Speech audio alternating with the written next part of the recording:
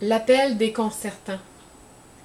Jésus prit les 12 auprès de lui et leur dit, « Tout ce qui a été écrit par les prophètes au sujet du Fils de l'homme s'accomplira. » Mais il ne comprit rien à cela.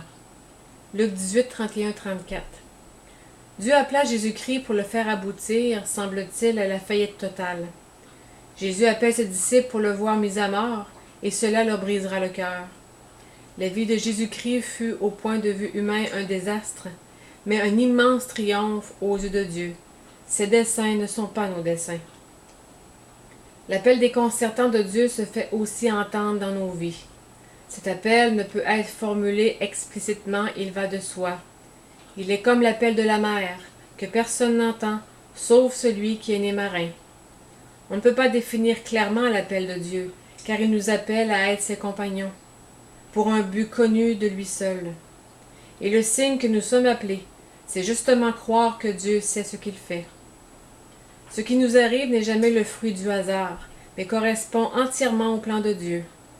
Dieu travaille à réaliser ses desseins.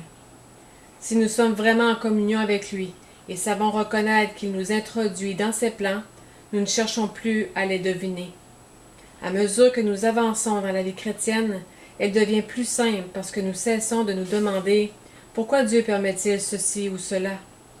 Toute la scène est dominée par la souveraineté de Dieu. Nos destinées sont dans sa main. Un chrétien est un homme qui se fie à l'intelligence et à la sagesse de Dieu, et non à la sienne. Si nous avons un plan personnel, il ruine la simplicité et la sérénité qui doivent caractériser l'enfant de Dieu.